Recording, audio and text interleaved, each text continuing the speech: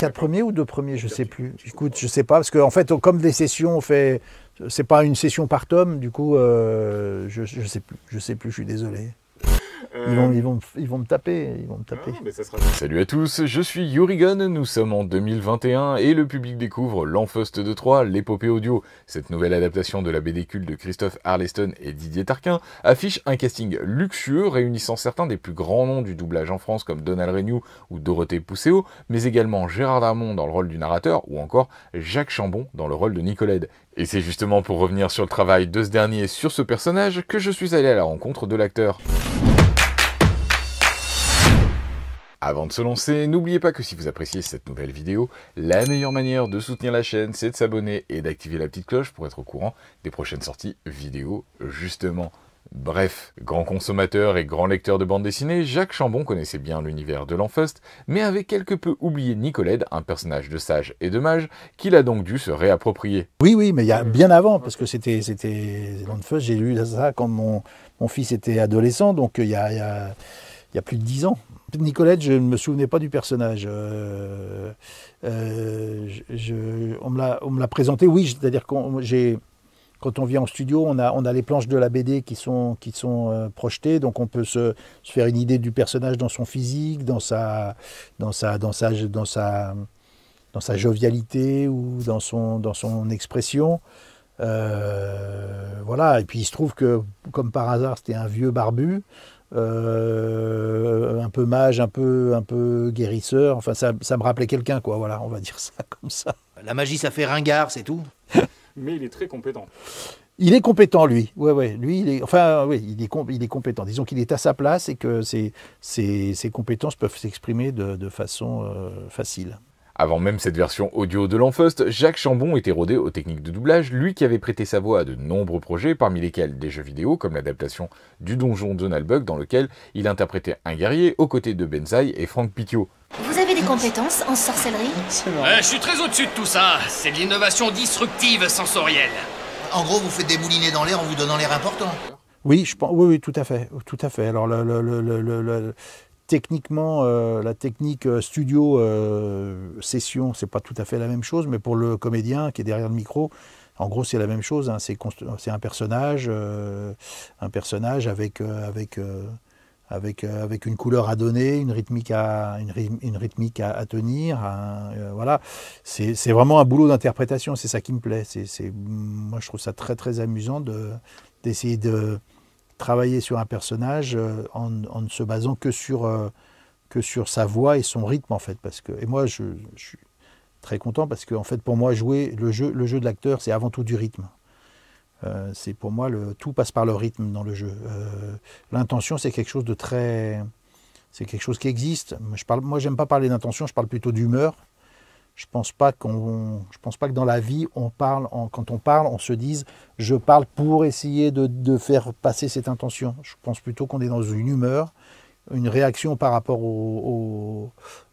à ce qui se passe autour, et que cette humeur, elle doit être exprimée par l'acteur, et puis la rythmique, qui, à mon avis, est phénoménalement importante dans tout ce qui concerne le jeu d'acteur. Donc voilà, c'est un travail de collaboration, c'est ça qui est intéressant, c'est-à-dire qu'il y a ce que tu penses toi de ce que tu fais, puis il y a ce que l'autre entend, ce que l'ingénieur son entend, et te dit bah là un peu plus, un peu moins, et effectivement tu te rends compte que ce que tu as voulu traduire toi, finalement vocalement ça passe pas, enfin ça rend pas ce que, et quand tu l'écoutes après coup, tu dis ah bah ouais bien sûr, ouais. Alors que tu es certain d'avoir fait exactement ce qu'il fallait, et puis tu te dis, bah non, c'est n'importe quoi, ça marche pas. Donc voilà, mais c'est intéressant, parce que c'est vraiment un travail de collaboration, là on parle pas de mise en scène, mais de mise en son, en tout cas c'est de la direction d'acteur aussi, quoi. Cette approche du doublage en tête, et aux côtés de Fred, le réalisateur du projet, Jacques Chambon se lance et va donc s'approprier le personnage de Nicolède, qui avait jusque-là été incarné par Jean-Claude Donda, le doubleur officiel de Astérix, dans la série L'Enfeust Quest.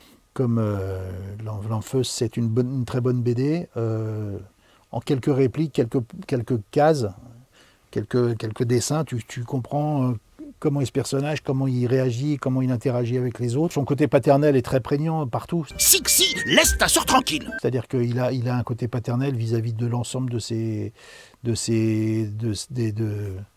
interlocuteurs, il est le père de ses filles, mais il est aussi un peu le père de Lanfeust, il est un peu le père